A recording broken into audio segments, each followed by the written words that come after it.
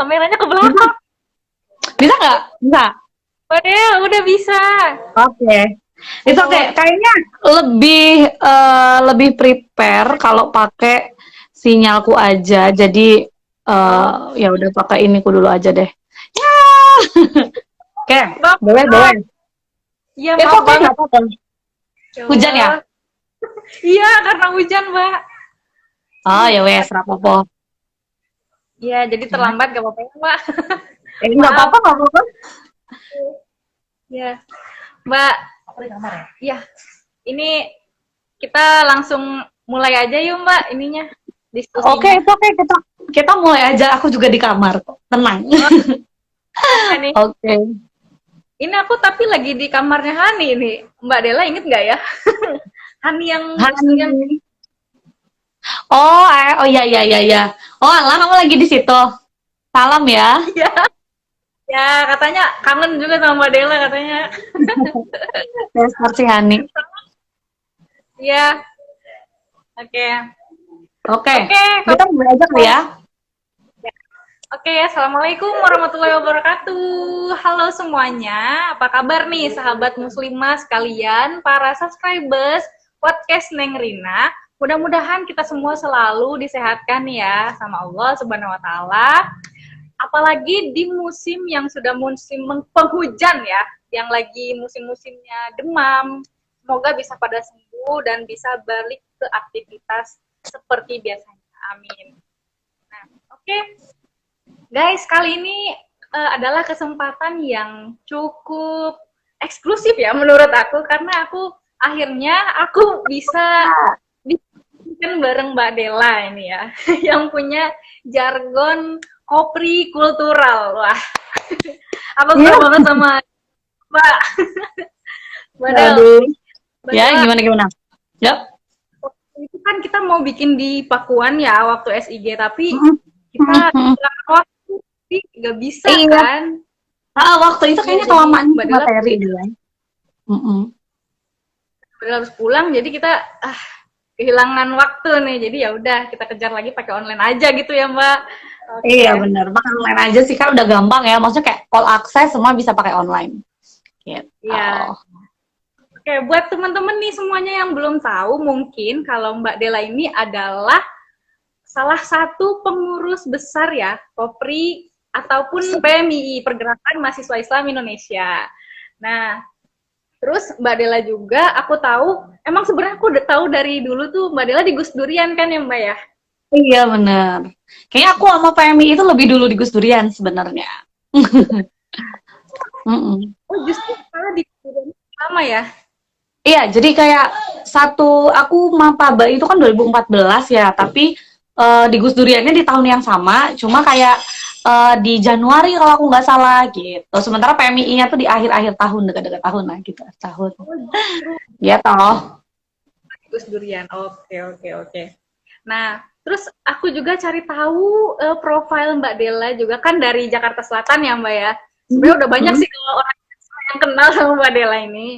Terus Mbak Dela itu kuliah di S2 di Cina ya Mbak? Iya, jadi S2 ya? dulu kalau sekarang aku S2 di Cina di Xi'an Jiotong University, terus dulu pas S1-nya itu di Jakarta Selatan, namanya Sekolah Tinggi Filsafat Islam Sadra gitu. Jadi dulu aku di Jaksel, terus ya udah sekarang tinggal di Jaksel gitu. Filsafat. Kalau udah filsafat, wah, luar biasa. Oke, okay. Heeh. Aku gak kuat sih kalau kuliah filsafat Mbak. Banyak yang tidur ya kalau belajar filsafat itu ya. Kalau Rina sendiri itu dari universitas mana? Aku dari UIK, Universitas Ibnu Khaldun Bogor, Kota Bogor. Oh, Khaldun ya, Ibnu Khaldun. Di Jakarta itu juga ada Ibnu Khaldun, tapi di daerah Jakarta Timur. Ya, Timur. Kalau aku nggak salah di daerah Jakarta Timur. Ibnu Khaldun ya? Ibnu Khaldun, pakai C katanya Hani. UISE. Iya benar, UISE. Di Jakarta tuh terkenalnya UISE. Ya, di Jakarta ada. Nah, kalau ini yang versi Bogornya nih. Ya, versi Bogor yang ini. Gimana, gimana? Gitu. Apa yang mau kita obrolkan malam ini? Oke, aku lagi mau sharing soal bukan kegiatan, ada kejadian nih konten di kreator yang lain sebelah itu ada video yang viral, Mbak. Jadi ceritanya tuh Hmm. baca-baca komentar para netizen tuh Hmm. rame banget, Mbak. Hmm. Soal tapi dia itu bercadar dan dia ini kontennya adalah memaksa seseorang atau perempuan yang lain gitu. Banyak ya, itu gak Hmm. cuma dia ini, ada salah satu yang non muslimnya gitu. Hmm. Agamanya ada yang Hmm. juga tapi kontennya itu memaksa. Hmm. Memaksa Hmm. apa namanya? Yang berpakaian seksi untuk berhijab gitu. Terus bahasanya tuh gini, Mbak, ayo Mbak, ayo cobain dong pakai kerudung. Gak apa-apa sebentar aja buat toleransi gitu. Nah, sebenarnya aku mau nanya nih Mbak, apakah itu benar-benar toleransi ya? Sebenarnya toleransi itu kayak gimana sih Mbak? Apa sih toleransi itu gitu? Oke. Apalagi bukan ya. Mungkin Mbak Dela Hmm. bisa jawab. Mbak Dela kan ada di Gus Durian, jadi pengen buat bahas soal hijab gitu. Oke, gimana nih? Silahkan nih Mbak Dela, waktunya dipersilahkan. Thank you Rina. Senang banget sih sebenarnya kita bisa ngobrol-ngobrol ya. Sebenarnya ini udah terjadwal dari tahun lalu kayaknya. Cuma kayaknya baru Hai, sehat juga. Baru terrealisasi sekarang gitu. Terus kita kan mau ngobrolin isu yang sebenarnya bagi banyak orang isu ini tuh kayak basi banget gak sih? Kita ngomongin toleransi terus, apa-apa toleransi gitu.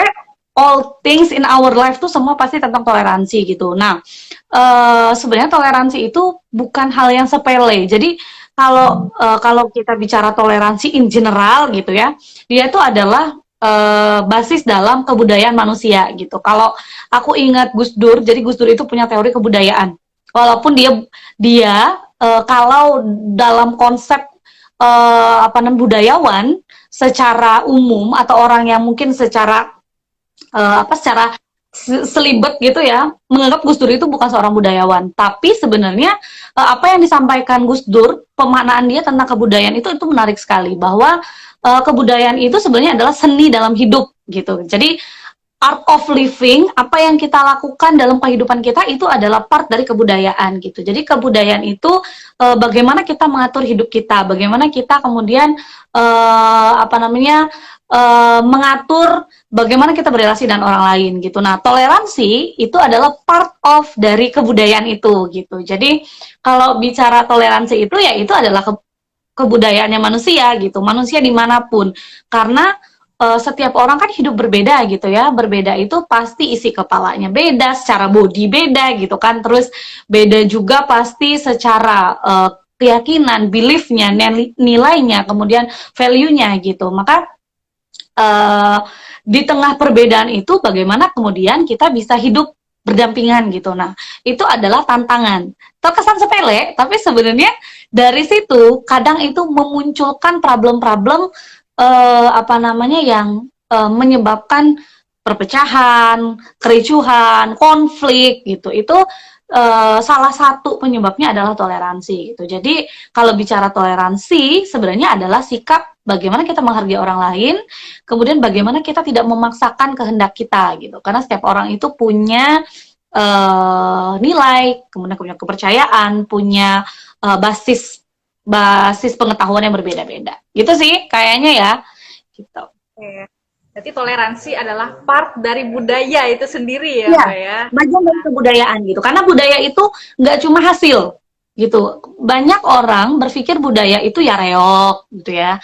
Terus kayak budaya itu ya apa jaipong, kemudian budaya itu ondel-ondel gitu. Ya, memang benar itu budaya, tapi itu bukan kebudayaan itu sendiri. Itu adalah namanya hasil. Hasil dari uh, ke, kebudayaan gitu. Makanya dia jadi produk gitu. Jadi kayak ondel-ondel, reok gitu ya, itu namanya adalah uh, hasil kebudayaan, ya, hasil budaya gitu. Sementara kalau makna kebudayaan tersendiri itu bisa kita tarik pakai definisinya Gus Dur soal ya art of living tadi gitu.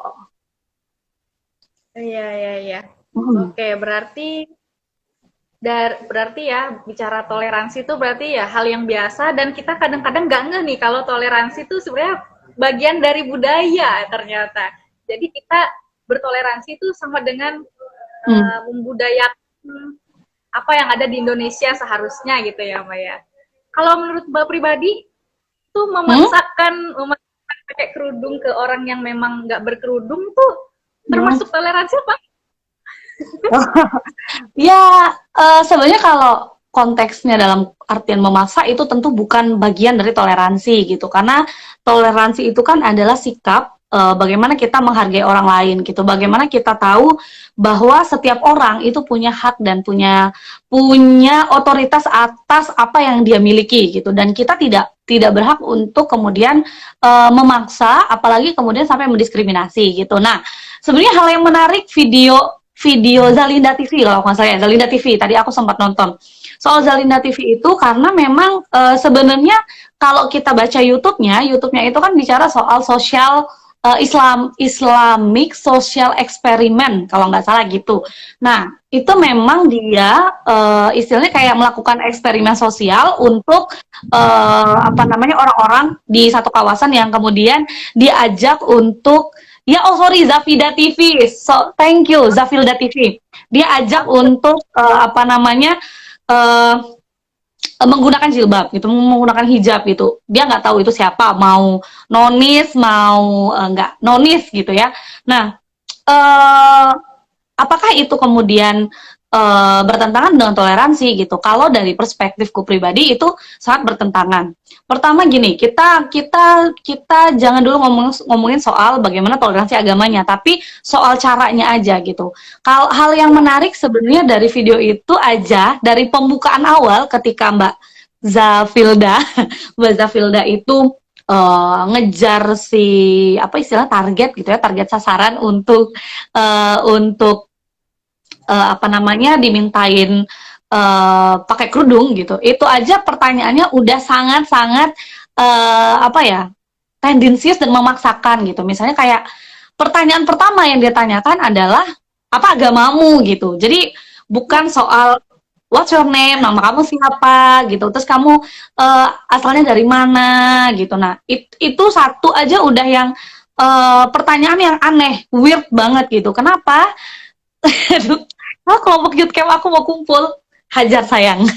Jadi kayak maksudnya aneh itu karena dia adalah orang asing kemudian datang ke orang lain menanyakan pertanyaan yang sifatnya pribadi gitu. Jadi agama itu adalah pertanyaan pribadi, bukan pertanyaan yang sifatnya umum dan setiap orang itu nyaman untuk ditanya gitu. Dari situ aja misalnya kita udah bisa lihat bagaimana apa namanya, bagaimana dia itu membuat orang yang diajak lawan bicara itu kan jadi nggak nyaman. Kemudian soal apa namanya, kalau kita lihat cara deskripsinya si Zafilda ini kepada si target itu sebenarnya adalah deskripsi yang mungkin sifatnya kayak merendahkan gitu loh. Jadi cara komunikasi yang digunakan itu satu seolah memaksa, memaksa padahal kalau saya lihat yang video yang nonis itu kan dia nggak mau ya, tapi akhirnya diajak ayo ini demi toleransi gitu, jadi mengatasnamakan toleransi. Kedua soal kemudian yang menarik dari, bukan yang menarik ya, yang menurutku aneh dari Zafilda itu adalah ini soal dia merendahkan orang lain. Kenapa merendahkan? Di mana konteks merendahkannya gitu kan? Konteks merendahkannya ada pada bagaimana kemudian dia melontarkan penilaian terhadap si target yang menjadi apa ya namanya, target sasaran untuk dijadiin ini ya, apa, orang yang masuk dalam video dia gitu. Nah itu kan juga ini ya, maksudnya kayak lucu gitu, lucu banget. Maksudnya kayak dia itu datang nih, saya mau ini mau apa, minta Mbak untuk pakai kerudung gitu. Terus nanti, oh Mbak agamanya apa? Oh Muslim. Oh ya Mbak Muslim ya, saya mau mengajak Mbak untuk menggunakan kerudung. Kita kan Muslim, kita kan harusnya pakai kerudung, terus pakai baju yang sopan, tertutup, nggak terbuka gitu. Saya mau ngajak Mbak untuk pakai itu adalah bentuk apa namanya, bagaimana bentuk apa ya, bahasa Inggrisnya itu pokoknya bentuk dari merendahkan gitu. Itu salah satu bentuk merendahkan. Jadi kayak dia tuh bisa menggunakan kata-kata yang manis tapi sebenarnya dia ngelepeh gitu. Dia ngelepeh kayak ya kamu tuh seksi, kamu tuh salah gitu. Itu. Kemudian ketiga, kita bisa lihat di thumbnailnya gitu. Thumbnailnya itu ada kata apa namanya, cewek seksi pakai pakai kerudung gitu. Cewek seksi mencoba cadar gitu, atau cewek punya hal-hal yang sebenarnya kenapa harus ada kata itu gitu. Kenapa itu muncul gitu. Dan yang menarik juga keempat misalnya soal kalau memang dia kan sangat, si Zafilda itu sangat-sangat ini ya, sangat-sangat apa ya istilahnya, kayak dia itu dia ngomongnya bahwa dia tuh sangat ingin menutup aurat gitu. Tapi kalau kita lihat konten videonya gitu ya, kalau memang dia aware sama aurat sesama perempuan dan sesama perempuan muslim misalnya, harusnya disensor dong gitu kan auratnya misalnya gitu. Terus kayak apa namanya, wajahnya itu tidak ditampilkan gitu. Nah, jangan-jangan gitu konten-konten yang katanya itu adalah mengajak orang untuk kebaikan, jangan-jangan dari segi si pembuat apa namanya videonya pun juga nggak berfokus pada apa yang disampaikan gitu. Nah, itu satu dari cara aja deh, dari adabnya, kemudian dari bagaimana dia meng-create videonya gitu. Jadi itu kayak bertentangan dengan apa yang dia sampaikan. Itu satu. Itu ke berapa tuh? Kelima gitu. Nah, berikutnya kita bicara soal ini hak orang lain yang itu perlu dihormati dalam bagian bertoleransi gitu, yaitu soal bagaimana kita tidak kemudian memaksakan orang lain untuk selalu mengikuti apa yang kita pikir benar gitu. Nah, memang ada manusia itu kan, jadi manusia itu memang punya salah satu hak yang itu jadi landasan setiap agama apapun, bahwa setiap orang itu bebas untuk memilih berkeyakinan, mempercayai apapun gitu ya. Nah, hak ini itu sangat sebenarnya sangat human right ya, sangat melindungi human right manusia gitu. Tapi kemudian beberapa pihak menyalahgunakan itu untuk melegitimasi bahwa kamu salah gitu, kamu harusnya ikut yang mayoritas, kamu ikut yang minoritas gitu. Nah, itu yang sering muncul ketika kita bicara toleransi gitu. Dan memang sebenarnya kasus toleransi itu nggak cuma terjadi antara Islam dan non-Islam gitu. Karena banyak orang berpikir, sebagian kita gitu ya, sebagian kita di Indonesia misalnya berpikir bahwa toleransi itu yang karena kita Islam, agama terbesar gitu kan, dengan populitas terbanyak yang muslim, maka orang-orang mengikuti apa yang kita percayai gitu, atau apa aturan yang ada di dalam agama kita gitu. Nah, padahal sebenarnya nggak seperti itu gitu. Setiap orang, lagi-lagi baliknya ke situ tadi, bahwa setiap orang punya hak, setiap orang bebas melakukan ekspresi apapun. Begitu juga ketika kita bicara soal jilbab gitu. Ya, memang benar ada misalnya ayat yang membicarakan soal menutup aurat gitu. Tapi sebenarnya ayat itu masih butuh ditafsirkan secara komprehensif gitu. Nah, memang tidak semua orang bisa mentafsirkan ayat Al-Qur'an. Kenapa? Karena setiap orang yang mau mentafsirkan, maka dia perlu misalnya pengetahuan yang bagus tentang bahasa. Karena bahasa Al-Qur'an kan bahasanya bahasa Inggris, bahasa Arab gitu. Jadi butuh pemahaman yang komprehensif tentang tata kebahasaan, grammar bahasa Arab gitu. Kemudian soal sosial budaya yang muncul di zaman ketika ayat itu turun misalnya. Nah, terus juga soal konteks, bagaimana melihat konteks zaman dulu dengan konteks hari ini gitu. Nah, soal kerudung pun sebenarnya di agama kita itu perdebatannya masih panjang. Di Islam itu banyak mazhab gitu. Mazhab itu kan istilahnya kayak apa ya, aliran yang muncul di Islam, dan itu sebenarnya tetap Islam juga, semuanya tetap Islam gitu, tapi cara cara melihatnya berbeda karena punya latar belakang berbeda dan menafsirkannya berbeda gitu. Ada yang kemudian misalnya menerjemahkan ya kerudung itu harus yang panjang gitu. Tapi ada juga yang menerjemahkan kerudung itu sebenarnya dalam konteks apa namanya sosial kultural Arab itu adalah ini apa strata apa ya istilahnya tuh kayak strata community yang ada di Arab pada waktu itu gitu. Jadi kayak misalnya kalau orang yang berkerudung itu adalah orang yang dia orang yang terpandang misalnya gitu.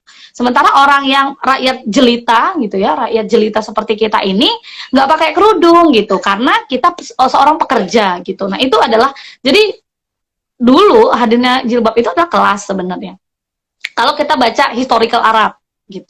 Oh iya. Kemudian soal aurat gitu, itu kan juga menarik gitu. Mana batas aurat? Apa batas aurat gitu? Karena di beberapa tafsir hadis pun bermacam-macam gitu. Ada yang bilang sampai mata kaki gitu. Ada yang bilang sampai sini tangan it's okay atau sampai pergelangan tangan itu udah bukan aurat. Jadi ini bukan aurat, ini bukan aurat. Nah itu kan banyak tafsiran terhadap itu gitu. Tinggal kita mau pilih yang mana gitu. Keputusan kita untuk memilih yang mana itu adalah hak prerogatif kita gitu. Tapi kemudian ketika kita memaksakan itu ke orang lain yang orang itu mungkin tidak punya perspektif lain, maka itu juga nggak bisa kita lakukan semena-mena gitu.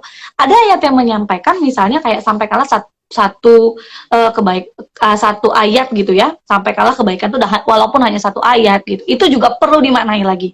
Seperti apa? Apakah memang Pak Ketuplek ayat disampaikan begitu? Karena saya ingat ketika belajar tafsir Quran dulu ya, tafsir Quran sama tafsir hadis itu, saya di sama guru saya dibilang gini bahwa pendekatan orang untuk melakukan syiar keislaman itu nggak bisa dipukul rata sama gitu. Jadi pendekatannya itu pasti akan beda-beda. Ada yang misalnya pendekatannya memang dia dengan jalur dengan orang yang memang mencari lewat Quran, orang yang datang sendiri gitu. Maksudnya dia datang sendiri, ada guru, kemudian dia belajar gitu ya. Di situ doktrinasi ayat biasanya lebih cepat gitu. Tapi ada juga orang yang mungkin pengen belajar Islam itu tidak dengan paksaan modelnya. Tapi misalnya dengan bagaimana dia melihat nilai yang ada di dalam Islam itu sendiri. Jadi ada hal yang berbeda antara formal system sama value system. Kalau value system, nilai itu adalah segala sesuatu yang dia itu berdasar dari prinsip. Jadi nilai itu sesuatu yang kita percayai. Tapi kalau prinsip itu adalah nilai universal yang itu nggak bisa ditolak oleh orang lain. Misalnya apa?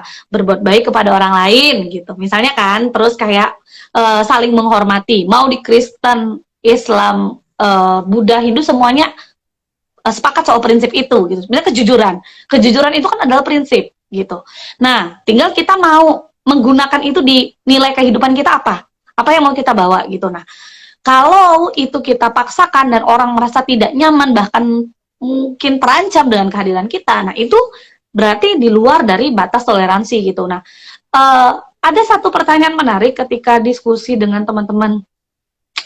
Enggak sih, waktu itu bukan dengan teman-teman Gus Durian, tapi dengan Mas BK Ulung Hapsara, saya ingat banget. Jadi Mas BK itu komisionernya Komnas HAM. Ada yang bertanya ke Mas BK gini, Mas sebenarnya batas toleransi itu apa? Gitu. Apakah kita harus kemudian misalnya kayak ngikut gitu terus kayak menghargai benar-benar pure ke semuanya gitu. Sebenarnya batas menghargai itu tidak kemudian bukan sebebas-bebasnya, tapi batas menghargai itu adalah ketika kita tidak melakukan diskriminasi, ketika kita tidak melanggar hak orang lain, itu adalah batas. Jadi warningnya dari toleransi itu gitu. Jadi kita nggak melanggar hak orang lain karena ada hak kita ada, hak orang lain ada. Tuh. Nah, dalam konteks misalnya video tadi gitu. Walaupun itu adalah social eksperimen gitu kan, itu kan mengakunya kan social eksperimen karena memang banyak video social eksperimen yang muncul gitu. Nah, ini dia melihat dari sisi siapa namanya? dengan menggunakan perspektif Islam gitu. Nah, apakah itu bisa? Ya bisa aja dilakukan gitu. Tapi kalau kita tarik ke video tadi, nah itu kayaknya kurang tepat. Kalau itu misalnya dijadikan social eksperimen karena itu mengganggu ketertiban umum. Kenapa? Karena satu, dia memaksakan orang lain dengan atribut agama yang dia punya. Dan itu kemudian situasinya berada di tempat umum gitu. Ketika misalnya ada orang yang tiba-tiba datang kayak Zafida ini kan tiba-tiba datang gitu ya, datang terus kayak Mbak kok seksi, kita kan agama Islam harusnya menutup loh Mbak gitu. Saya tuh nggak mau saya datang ke sini bukan mau menceramahi gitu, tapi saya mau mengajak untuk kebaikan gitu. Nah, kalau si lawan itu nggak nyaman, maka kalau secara hukum ya, secara kita bicara soal secara konstitusi negara sebenarnya udah diatur di undang-undang kita di KUHP itu ada soal mengganggu ketertiban umum gitu. Nah, kalau kita nggak sepakat gitu, maka kita bisa banget melaporkan dia itu ke polisi misalnya. Tapi mungkin situasinya berbeda. Kalau aku baca-baca scroll gitu ya, komentarnya bahwa ini semua sudah disetting gitu. Ya, memang sosial eksperimen rata-rata sudah disetting gitu. Tapi ternyata pengakuan yang muncul itu kan bahwa ini settingannya kita tuh dikejar, dipaksa untuk ikut konten. Nah, itu yang menurutku itu nggak ini sih, nggak inilah ya, nggak menarik gitu. Kemudian yang juga menarik untuk didiskusikan sebenarnya soal konten Islaminya gitu. Dengan yang dia lakukan sebenarnya dia itu jadi pertanyaan, apakah dia benar-benar mencontohkan sebagai pribadi muslim yang baik gitu. Karena di kita sebagai agama Islam kan kita punya cara bagaimana melakukan komunikasi ke orang lain, ada adabnya. Tidak serta-merta kamu datang kemudian kamu tiba-tiba mengkhutbah orang gitu kan, tiba-tiba menilai orang buruk gitu, enggak begitu gitu. Nah, jadi kayak is that Muslim gitu, is that Muslim apa ya istilahnya, kayak mirroring, apakah dengan ada dia itu kita menjadi dia menjadi wajah representatif Muslim? Ya enggak juga gitu sih sebenarnya. Wah, oke. Aku dengerin penjelasannya itu cukup jelas ya. Menurut aku dia langsung oh ya juga ya gitu Mbak, soalnya klarifikasinya dari Zafilda TV ini tuh memang video yang viral itu emang udah disetting, tapi ada klarifikasi lagi dari si targetnya itu. Kalau dia emang dikejar berarti bikin settingan, ya udah bikin settingan gitu.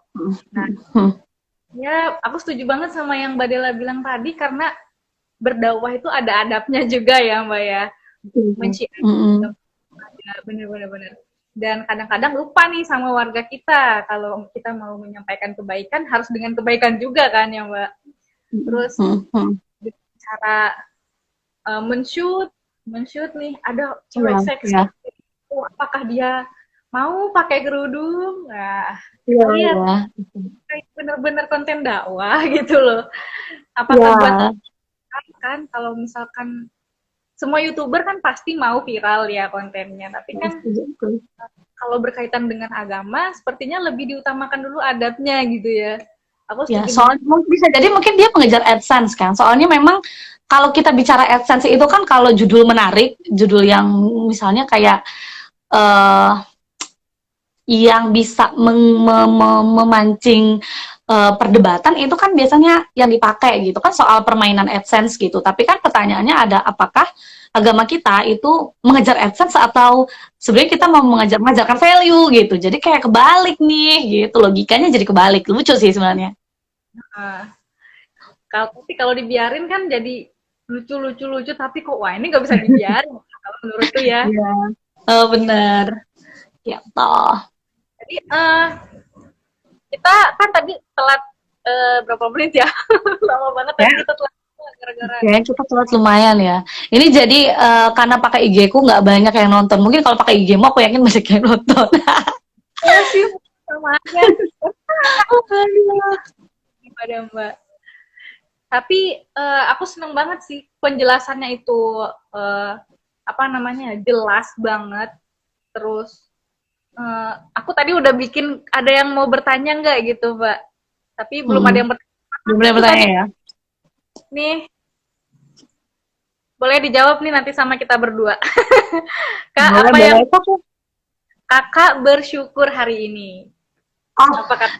kalau jadi kalau ada yang muncul pertanyaan itu di misalnya di aku Zoom atau di IG itu adalah biasanya teman-teman yang ikut workshopnya jaringan Gus Durian gitu atau kelas pemikiran Gus Dur. Jadi biasanya di pelatihan yang kita create gitu ya untuk anak-anak teman-teman muda itu kita ada check-in. Jadi check-in itu sebenarnya adalah persiapan bagaimana prakondisi agar teman-teman peserta pelatihan dan elemen-elemen yang ada dalam pelatihan itu bisa hadir utuh sadar penuh gitu. Jadi sebelum kita masuk ke materi pelatihan gitu ya dengan metode-metode itu kita biasanya selalu check in. Nah, biasanya kalau check in pertanyaannya itu salah satu the one of question yang muncul itu soal apa yang membuatmu bersyukur hari ini gitu. Jadi kalau ya gimana? Aku seneng jadinya ditanyain gini, terus diramein juga. Makasih Mbak Dela, wah yang udah ngeramein live kita. Oke. Iya. Boleh mau Terus tanya apa lagi? Kalau menurut kamu sendiri gimana? Kamu melihat toleransi itu sebagai apa? ya yang dilakukan sama Zafilda TV ini, walaupun menurut aku ini udah settingan, gimana ya, gak bisa dibilang apa namanya toleransi juga. Kita mau pakai kerudung nih, terus dipaksa gitu. Tapi sebenarnya dia ngelak tuh Mbak. Zafilda TV ini gak terima kalau dia ini membuat konten dengan narasi memaksa gitu. Kita itu nggak memaksa kok, kita itu udah janjian sama yang bikin kontennya, sama yang targetnya ini. Terus menurut aku pribadi, walaupun kalian ini udah janjian, tapi kalian itu malah jadi orang yang mencitrakan Islam menjadi buruk gitu loh. Karena kan apa ya, Islam itu kan rahmatan lil alamin ya. Kenapa harus ada narasi-narasi yang mendiskriminasi perempuan yang pakaiannya terbuka gitu. Aku dari jauh di shoot kan seakan-akan apa ya, seperti apa ya, aku kalau jadi mbak ini sih nggak terima sebenarnya kalau jadi ini ya. Nggak bakal mau ya kayaknya ya. Sebenarnya inappropriate sih. Jadi memang nggak pantas. Nggak, maksudnya kayak konten yang seperti itu nggak pantas karena bukan bentuk kontennya, tapi soal isinya. Ya, gitu. Karena isinya. kalau project of social eksperimen itu kan memang macam-macam. Tapi terkadang kayak misalnya prank itu juga adalah konten yang inappropriate gitu. Kenapa? Karena misalnya itu kan manipulating, memasukkan sesuatu gitu. Jadi kayak sebenarnya ini sudah disetting dari awal. Jadi nggak bisa dikatakan sebagai social eksperimen gitu. Karena dia tidak terjadi secara alamiah gitu. Jadi dia terjadinya tuh kayak dipaksa terjadi gitu. Karena kan setting gitu. Jadi kayak lebih tepatnya mungkin setting konten kali ya. Jadi kayak gitu. Jadi inappropriate. Kemudian kalau kita lihat kan degrading. Nah, saya baru ketemu padanan katanya, degrading. Jadi degrading itu artinya merendahkan kalau aku nggak salah. Jadi degrading itu konten-konten yang seperti ini adalah konten-konten yang sifatnya degrading. Kenapa degrading? Karena dia merendahkan gitu. Jadi kayak gini loh, kamu dinaikin gitu kan, tapi kamu dilepehin gitu. Nah itu konten yang sangat degrading dan tidak punya hal positif yang bisa dibagi gitu. Nah kemudian tapi satu ya, misalnya kayak hal seperti ini lagi-lagi kita perlu lihat bahwa oh ternyata fenomena keberagaman di kita tuh masih seperti ini gitu. Sebenarnya enggak, dari video ini, nah menurutku video ini tuh tidak mengajar, video ini tidak 100% buruk gitu. Kenapa? Walaupun ya 90%-nya buruk gitu kan. Tapi Tapi ini penilaianku ya teman-teman ya, ini penilaianku. Tapi dari video ini akhirnya kita bisa mengukur gitu. Satu, kita bisa mengukur bagaimana wawasan kita soal toleransi. Kemudian kedua, kita bisa melihat bagaimana wawasan kita dan pemahaman kita soal agama itu sendiri gitu. Lalu kita juga melihat bagaimana sebenarnya di lingkungan kita banyak situasi komunikasi yang seperti yang ada di video tersebut. Komunikasinya itu komunikasi yang tidak membuat orang lain untuk nyaman gitu, tidak merangkul, komunikasi yang tidak inklusif, komunikasi yang tidak terbuka, komunikasi yang menjatuhkan harkat dan martabat gitu. Pola-pola komunikasi itu ternyata masih muncul gitu. Sebenarnya dari video ini kita bisa banyak belajar. Pertama soal yang kita bisa pelajari kan tadi soal bagaimana pemahaman kita tentang toleransi.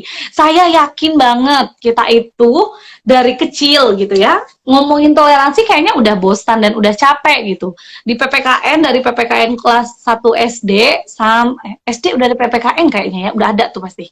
Kelas 1 SD sampai SMA, bahkan saya ingat dulu saya kuliah, itu S1 ada mata pelajaran namanya Civic Education. Jadi Civic Education itu belajar soal kewarganegaraan gitu. Ya, isinya soal toleransi gitu. Tapi sebenarnya bukan pada, jadi gini, kebanyakan dari kita itu terjebak pada tataran atas. Jadi kalau mana ya, kalau sebentar, aku mau mencontohkan dengan yang lebih ini. Nih, kayak ini nih. Apa itu? Ini kan mangkok gitu ya. Ini mangkok. Nah, ketika anggaplah diri kita tuh adalah mangkok ini gitu. Jadi ketika bicara toleransi itu, kita tuh berada di atas sini. Secara pengetahuan, secara gagasan gitu, kita tuh sudah nggak usah dites gitu, udah lancar gitu bicara soal perbedaan. Misalnya kayak ya menghargai itu adalah toleransi itu adalah menghargai orang lain yang berbeda agama, berbeda suku, ras. Oke. Gitu. Kemudian Indonesia ada berapa ras gitu, segini, berapa budaya gini, kaya akan segala macam. Tapi ketika kita turunkan ke dalam kehidupan kita sehari-hari, ternyata tuh kita belum kemudian menjadikan itu sebagai basis kesadaran gitu. Nah, sebenarnya yang kita harapkan dari toleransi itu sebenarnya berada di sini. Jadi kalau kita lihat mangkok ini, yang di atas itu kan istilahnya hanya permukaan. Tapi yang di atas ini nggak akan ada kalau nggak ada yang di bawah. Nih. Nah, maka bagaimana kemudian si toleransi itu tidak hanya berada di atas, tapi soal dia menjadi landasan dalam berkehidupan. Balik lagi ke teorinya Gus Dur tadi soal kebudayaan. Bagaimana dia menjadi art of living supaya nanti kayak konflik, kericuhan dan segala macam itu tidak terjadi. Nah, saya nggak tahu. Saya mau menceritakan satu kasus yang menarik. Ini bagi saya ini menarik sekali. Ini cerita toleransi yang muncul di wilayah Ambon. Jadi di tahun 199 itu saya yakin kita masih kecil gitu ya. Kayaknya saya itu masih umur 5-6 tahun lah ya. 5-6 tahun kayaknya. Jadi di umur itu segitu ada konflik besar yang terjadi antara warga Islam, Muslim, dan warga Kristen, gitu. Jadi ada perang, konflik yang muncul akibat fanatisme keagamaan, fanatisme gagasan soal keagamaan. Yang kemudian ini memunculkan setengah dari warga Ambon itu mengungsi ke wilayah lain karena konflik ini. Jadi konflik ini menyebabkan anak-anak itu berperang. Anak-anak itu dilatih untuk memegang senjata. Anak-anak itu didoktrin dengan doktrin kebencian gitu. Sehingga banyak sekali anak-anak yang waktu itu menjadi penembak apa ya namanya? Kayak orang yang anak yang megang senjata lah gitu untuk melindungi dirinya gitu. Nah, hal yang menarik adalah cerita toleransinya. Jadi ada dua anak yang kemudian mereka dipertemukan dalam satu forum membahas soal isu toleransi gitu. Satu anak ini dia dari anak muda Kristen, satu lagi dia dari anak muda jihadis gitu. Jadi mereka dipertemukan. Apa yang terjadi ketika pertemuan itu muncul gitu? Yang terjadi adalah mereka saling sinis gitu kan, saling sinis, saling saling lihat-lihatan gitu. Dan apa yang ada dalam pikiran mereka, yang ada dalam pikiran mereka adalah kalau dia berani macam-macam, saya siap membunuh dia di tempat ini sekarang juga. Gitu. Nah, itu yang muncul di benak anak-anak ini gitu terhadap satu sama lain. Nah, kemudian pada satu akhirnya si fasilitator itu meminta untuk mereka menyampaikan apa asumsi-asumsi di antara satu sama lain. Gitu. Jadi si anak Kristen ini menyampaikan pandangan dia soal Islam, si yang Islam menyampaikan pandangan dia soal Kristen. Apa yang muncul gitu? Jadi yang muncul itu adalah bahwa oh, yang saya tahu bahwa Islam itu pembunuh, gitu kan. Terus yang saya tahu bahwa Kristen itu adalah membunuh kakak saya gitu, membunuh keluarga saya gitu. Dan itu adalah cara kita untuk mengklarifikasi asumsi gitu. Jadi jangan-jangan misalnya case-case soal intoleransi atau sikap-sikap tidak menghargai itu muncul karena ada asumsi yang tidak terkonfirmasi dan juga asumsi yang tidak kita tidak melihat, kita punya asumsi tapi kita tidak melihat dengan mata terbuka gitu. Nah, jangan-jangan ada situasi itu yang muncul gitu. Nah, pada akhirnya singkat cerita nih ya, pada akhirnya kemudian anak muda itu dipersatukan, kemudian akhirnya mereka menyadari bahwa oh ternyata kita tuh adalah saudara. Jadi kalau ada orang yang mau menyakiti kamu gitu kan, terus kata si muslim, saya yang akan menjadi orang pertama yang akan melindungi kamu. Begitu juga dengan si Kristen. Sampai sekarang mereka akhirnya menjadi agen-agen perdamaian di Ambon gitu. Itu kan story yang menarik bagi aku untuk dijadikan contoh bagaimana toleransi itu muncul dan lahir gitu. Itu sih kayaknya kamu harus nonton. Saya lupa judulnya, tapi itu kalau nggak salah ada di BBC. Teman-teman bisa cari aja deh nanti konflik Ambon, terus kayak anak muda Ambon gitu, anak muda di balik konflik Ambon. Kayaknya tuh itu ada deh, pokoknya di BBC kalau nggak salah. Gitu, Neng. Wah, keren banget sih. Akhirnya dari pertemuan itu malah jadi saling menjaga ya, saling melindungi dari yang tadi. Iya, benar. Tadinya nih salah paham, terus udah bertemu, akhirnya malah jadi saling merangkul, saling menjaga. Saling sayang malahan. Jadi jadi garda depan nih buat melindungi satu sama lain gitu. Nah, dari contoh kasus di Ambon, itu aja yang perang antar kelompok aja bisa damai gitu ya. Kenapa di sini di Jalan Malioboro malah diada-adain aja nih hal-hal yang bikin kita iya, itu situasi yang memunculkan konflik sebenarnya. Itu situasi yang bisa memunculkan konflik. Yang kayak ya pemaksaan kan?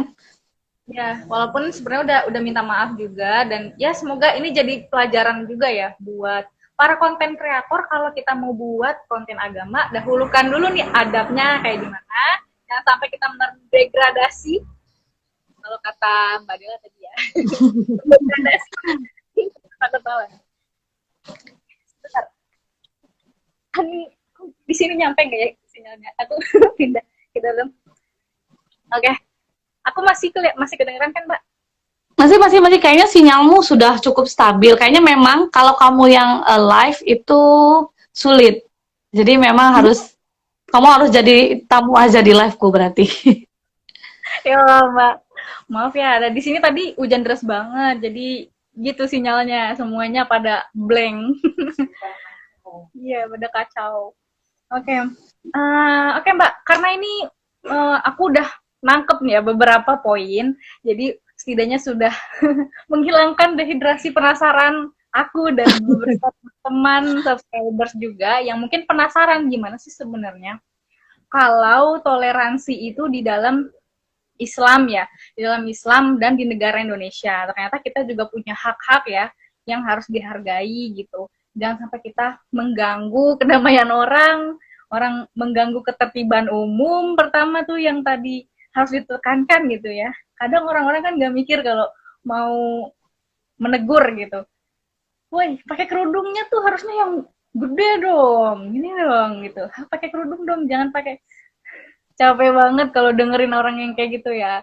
Terus, Aku boleh nambahin satu nggak? Ini hal yang menarik yang kita diajarin oke, di NU ya, karena aku kan basicnya orang NU, kamu juga orang NU kan, jadi kita pasti diajarin soal tiga hal ini gitu, bahwa eh, dalam hubungan manusia itu ada tiga, tiga, tiga hal gitu. Satu adalah hubungan pada Tuhan, oh ya, hubungan dengan alam, sama hubungan pada manusia, hablum minallah, hablum minannas, hablum minal alam gitu. Nah, sebenarnya ini itu salah satu prinsip yang bisa dipegang oleh teman-teman misalnya yang mau belajar soal toleran gitu, bahwa kita di dunia ini tuh hubungannya nggak cuma soal kita sama Tuhan. Dalam konteks beragama, hubungan kita nggak cuma pada horizontal dan vertikal gitu, tapi juga soal kita sesama horizontal gitu, soal kita ke manusia gitu. Ke manusia itu juga ada tingkatannya lagi, sesama muslim, kemudian sesama manusia lain, sesama orang yang non muslim, kemudian sesama warga negara, dan juga sebagai masyarakat dunia gitu. Jadi kalau kita melihat dari ketiga prinsip itu, prinsip relasi yang dimunculkan dalam Islam, maka sebenarnya there is no problem ketika kita bicara soal toleransi dan persoalan yang kemudian berdampak pada konflik misalnya gitu. Karena tiga hal itu udah mencakup bagaimana kita punya sikap sebagai manusia. Karena aku sampai gini loh, nah mikirnya gini, apa namanya, jangan-jangan sebenarnya kita hidup di dunia ini, tantangan terbesarnya adalah bukan soal eh, bagaimana kita mencari pahala sebanyak-banyaknya gitu, tapi jangan-jangan tujuan kita lahir di dunia ini adalah bagaimana kita mengelola diri kita gitu. Karena saya ingat Mbak Alisa itu pernah bilang ada tiga masalah dalam hidup manusia gitu. Satu, masalah keuangan. Dua, masalah relationship. Ketiga, relationship. nah itu berat kan. Ketiga, ada masalah yang paling berat sebenarnya. Masalahnya adalah soal dirimu sendiri gitu. Masalah pertama itu sangat bisa kita selesaikan gitu. Ada jalannya. Maksudnya kayak kalau kamu tidak menemukan jalannya, orang lain bisa membantu kamu gitu. Masalah kedua soal relationship juga sama gitu. Kamu bisa membantu dirimu dan kamu bisa dibantu orang lain. Tapi permasalahan ketiga, ini permasalahan paling sulit, dan ini tidak bisa diselesaikan oleh siapapun kecuali dirimu sendiri gitu. Jangan-jangan Paling susah. bisa jadi adalah itu gitu. Kita hidup ini adalah bagaimana kita uh, bergerak dengan kesadaran dan bergerak dengan apa yang sebenarnya kita tuju dalam hidup ini gitu. Jangan-jangan sebenarnya neraka yang dimaksud adalah dunia ini gitu. Karena dunia ini penuh dengan keterikatan gitu. Nggak cuma keterikatan sama ayang, tapi juga keterikatan pada hal-hal yang mungkin sifatnya material, keterikatan terhadap penderitaan gitu, keterikatan terhadap keegoan diri, keterikatan terhadap kesombongan gitu. Jangan-jangan hidup kita itu sedang berjuang di sini gitu. Oh ya, saat ini saya baru ingat gara-gara ngomongin neraka. Hal yang menarik sebenarnya ketika bicara soal Zafilda TV tadi adalah soal bagaimana dia menotis neraka dan surga. Ya kan? Ya kan? Dia kan notis itu di videonya kan, bahwa surga itu harus dipaksakan gitu. Jadi kalau nggak dipaksakan ya kita nggak akan masuk surga. Pertanyaannya kemudian, siapa yang pernah datang ke surga gitu? Siapa di antara kita yang pernah datang ke surga? Enggak kan gitu. Kita nggak tahu surga itu bentuknya seperti apa. Kalaupun misalnya di teks-teks agama ataupun di penafsiran orang terhadap surga itu ada pohon, ada air yang mengalir gitu. Tapi itu hanya sebuah imajinasi gitu loh. Jadi kayak we don't know everything gitu. We never know tentang heaven itu kayak apa gitu. Jadi kayak agak lucu kemudian kalau kita mengatakan bahwa kalau kamu pakai kerudung, kamu akan masuk surga gitu. Kita kita sebagai umat muslim harus pakai kerudung, harus bisa memaksakan untuk untuk bisa masuk surga. Surga itu harus dipaksakan, nggak bisa terlalu santai gitu. Ya. Ntar dulu gitu, jangan ke situ dulu kalau kamu sendiri belum pernah tahu surga gitu. Makanya kayak terlalu cepat gitu. Jangan-jangan balik-balik lagi kan, jangan-jangan ternyata surga dan neraka itu bukan soal kehidupan dikelilingi 7 bidadari gitu kan kalau laki-laki, atau perempuan itu awet muda terus gitu. Jangan-jangan bukan itu. Jangan-jangan konsepsi orang yang menerjemahkan surga itu karena dia punya keterikatan material yang sangat kuat, maka dia melihat surga itu sebagai sesuatu yang material gitu. Masa iya sih, pertanyaan filsafatnya gini, masa iya kalau kita yakin surga itu berada di sesuatu yang sifatnya imaterial gitu. Imaterial itu artinya nggak bisa dimaterialkan gitu. Maka kita terlalu sempit kemudian kalau mendefinisikan surga sebagai sesuatu yang sifatnya material. Nah, jangan-jangan kita juga berada di fase itu gitu. Jadi kita tidak bisa menilai surga itu seperti apa, neraka itu seperti apa gitu. Walaupun kita punya persepsi masing-masing. Dan kemudian adalah kita pun juga nggak bisa kemudian memaksakan, bukan, seolah menilai gitu bahwa kamu nanti masuk neraka, kamu masuk surga, kamu masuk neraka, kamu masuk surga. No, itu bukan ke pengaruh kita, bukan kekuatan kita, bukan kemampuan kita untuk menilai orang itu masuk surga dan neraka. Gitu. Karena kita bukan siapa-siapa gitu. Jadi kayak agak aneh kalau kita bicara kamu nanti masuk neraka kalau nggak pakai kerudung. Apakah yang pakai kerudung pasti masuk surga? Belum kan tentu. belum tentu gitu. Jadi kayak lucu sih. Itu mungkin tambahannya. Iya. Aku jadi muter otak nih gara-gara disuruh pakai filsafat sedikit nih ya Mbak. Aduh. Gimana kalau gak bakal kuat kayaknya. Tapi aku setuju dan itu masuk akal Mbak. Karena kita dari kecilnya udah dibiasakan kalau kita tuh pakai kerudung biar dapat pahala. Kalau dapat pahala nanti masuk surga gitu dari kecil kan. Waktu umur kita masih TK lah. Masih TK jangan buka aurat, nanti takut masuk neraka gitu kan. Padahal ya itu kan cara didikan mungkin ya, cara didikan ke anak kecil yang baru tahu, mungkin kayak gitu ya Mbak. Dan sekarang kita udah punya akal sehat nih. Masa iya hal-hal yang non material kalian samakan sama hal yang material gitu. Walaupun istilah di Al-Qur'an digambarkannya sama yang indah-indah surga itu. Terus kalian mau masuk ke sana. Terus iya bener sih Mbak, aku jadi mind blowing juga ya. Apa namanya tuh, wah ya juga gitu. Ternyata mungkin bisa jadi selama ini kita terlalu egois. Itu permasalahannya yang tadi Tiga sama Mbak Dela di ini, selain uang, ayang, dan diri sendiri, emang ini justru paling berat ya. Ternyata kita egois banget. Bukan cuma hal kecil, bahkan hal agama pun kita egois. Kita yang merasa paling benar, aku sudah memakai hijab, kamu belum, hei kamu salah. Nah itu kan berarti ya masalah pertama kita tuh belum selesai mungkin ya Mbak. Terus karena Mbak tadi jelaskan dengan cara filsafat juga, jadi masuk akal gitu. Hal yang mereka idam-idamkan masuk surga gitu harus dipaksakan, padahal kan kalau ternyata surga neraka nggak ada gimana ya. Kasian kan, udah capek-capek mikir, ternyata nggak ada. Soalnya nggak. Soalnya kasian. Kan. Nah, ya udah. Akhirnya balik lagi ke awal. Kalau kita mau memahami toleransi, aku harus ingat-ingat lagi nih. Aku ada beberapa yang lumayan masuk ya di otak aku.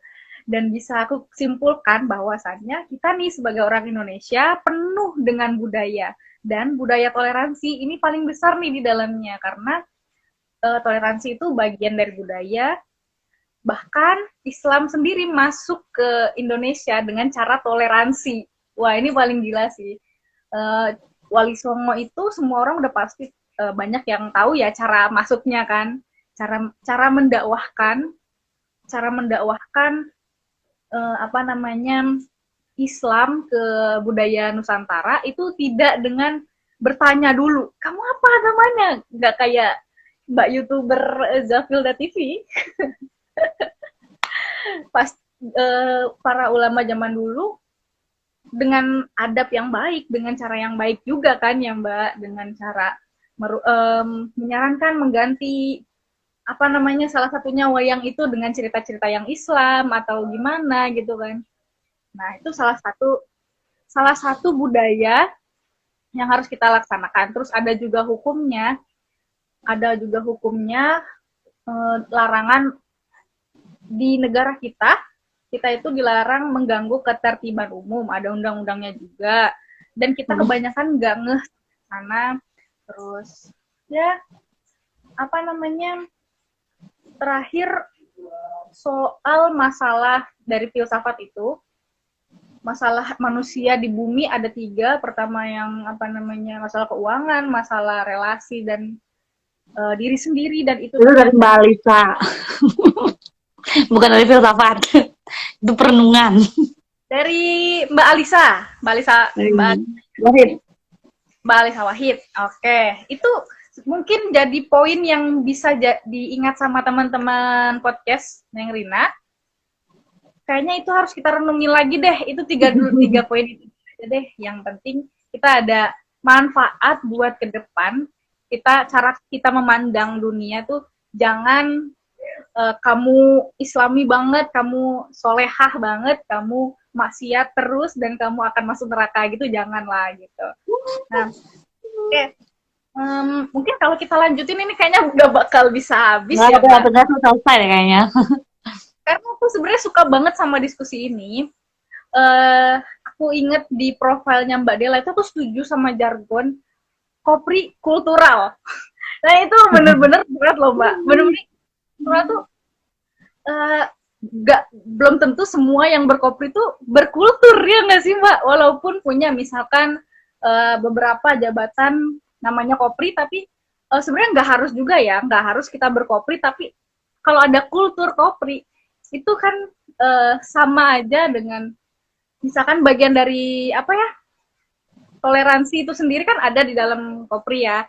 Terus ya pokoknya aku suka banget sama jargonnya Mbak itu. Aku nggak tahu kenapa aku ngefans kopri kultural itu. Gini, kenapa muncul jargon kopri kultural? Jadi saya merasa gini bahwa sebenarnya yang terpenting dari menjadi seorang kopri itu adalah bagaimana dia itu bisa memberikan dampak gitu, atau bisa kemudian membersamai di ruang-ruang kultural gitu. Karena kalau kita bicara misalnya kayak gerakan mahasiswa gitu ya pada umumnya gitu, banyak nggak yang bergerak di isu kultural gitu ya? Ya ada beberapa, tapi nggak banyak gitu. Karena mungkin karena terdistraksi oleh kegiatan kampus gitu, kemudian mungkin bisa jadi terdistraksi ketika udah levelnya di cabang PKC gitu kan, apalagi di PB gitu, terdistraksi soal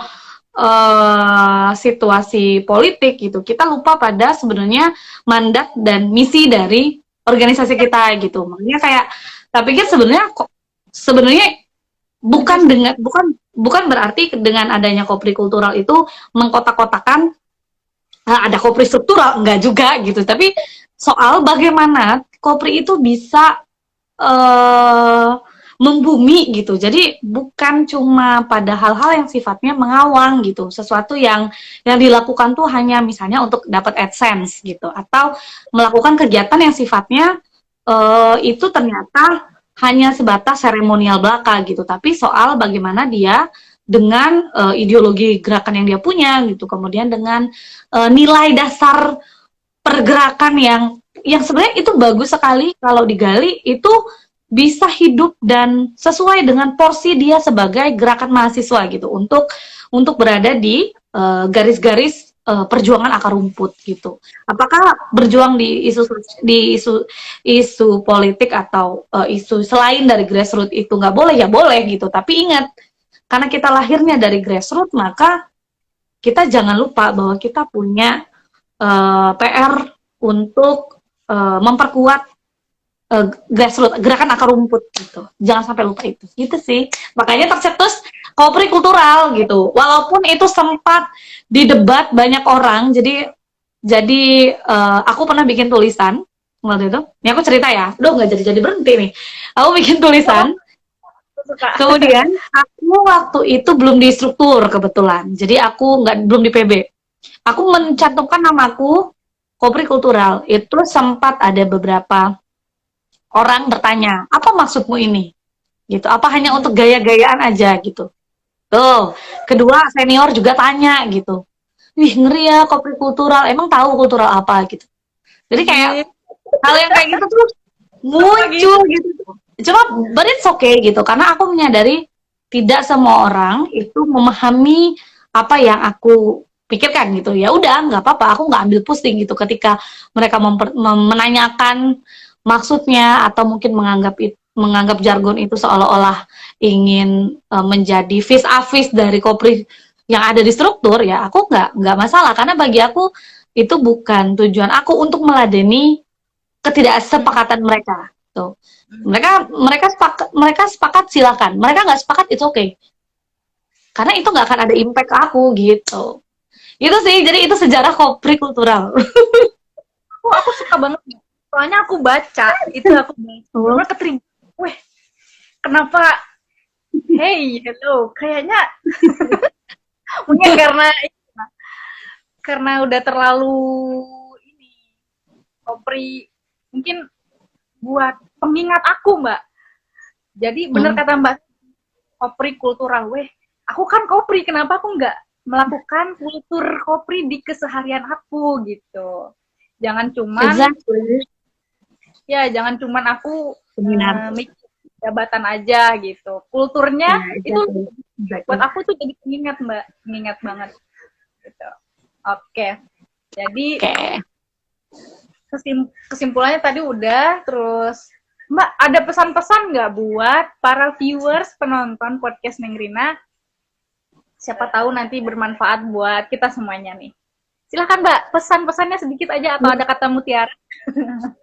Aduh, apa ya, sebenarnya tuh aku bingung kalau disuruh kesan-pesan karena tadi udah banyak gitu. Jadi kayak apalagi yang mau gue sampein gitu kan. Tapi mungkin gini, mungkin saya titip kepada entah teman-teman perempuan atau entah teman-teman laki-laki gitu. Tapi karena aku punya concern di isu perempuan gitu kan, maka saya selalu berharap teman-teman perempuan itu jadi bunga teratai. Gitu. Jadi bunga teratai itu dia tidak hidup di tanah yang datar gitu ya, yang kena sinar matahari langsung gitu, enggak. Dia tumbuh dari apa namanya itu kalau di dalam air itu tanah liat, bukan tanah lumpur ya. Dia tumbuh dari lumpur, kemudian dia terus bergerak mencari di mana nih ruang supaya dia bisa bertumbuh ke permukaan gitu. Kemudian ketika dia sampai di permukaan, dia mekar dengan sangat cantik dan itu ternyata sangat berguna bagi kehidupan manusia gitu. Jadi aku pikir bagaimana kita di hidup kita ya hanya berapa tahun ini gitu, dan kita nggak pernah tahu kapan kita mati itu kan. Jadi bagaimana kemudian kita menjadi lotus itu tadi. Mencari terbentur oleh lumpur, terbentur oleh ikan mungkin, terus kayak hampir mati karena arus gitu, tapi kita bisa bertahan dan kemudian kita bisa mekar jadi bunga yang indah gitu dan bisa memberi manfaat gitu. Kak Soli kan udah selesai. Banget nontonin yang ya, lain ini temanku di kantor guys. Oh iya, selamat bergabung. Tapi ini udah selesai dan bisa teman-teman tonton di channel YouTube-nya podcast Neng Rina. Nah, mungkin segitu aja ya. Aku udah makasih banyak banget nih buat Mbak Della, karena dari selain aku fans dari lama juga, terus apa namanya, aku udah ngeganggu kegiatannya Mbak Della. Tapi Mbak Della masih mau menyempatkan gitu beberapa jam, walaupun tadi maaf juga karena kendala. Ini aja hujan lagi nih Mbak di sini. Jadi kayaknya Jakarta Bogor lagi pada hujan ya. Aku pulang dari Jogja sampai sekarang aku belum lihat matahari. Iya, udah hujan terus ini. Sampai hujan terus ya. Iya. Sampai banjir itu Mbak. Ya udah deh, semoga nanti kalian bisa mengambil manfaat dari obrolan tadi kita. Kalau ada kebaikannya, semoga jadi manfaat. Dan kalau ada keburukannya, nggak usah diambil. Itu datangnya dari kita pribadi. Oke, kalau gitu, wallahul muwaffiq ila aqwamit thoriq. Wassalamualaikum warahmatullahi wabarakatuh. Waalaikumsalam. Ya, Thank you Mbak. ya, Rin. Dari Hani, salam, Mbak. Oh iya, salam balik Hani. Kamu kok udah jarang muncul kamu. Nikah dia, Mbak. Oke deh, thank you ya. Selamat malam. Malam. Gimana nih?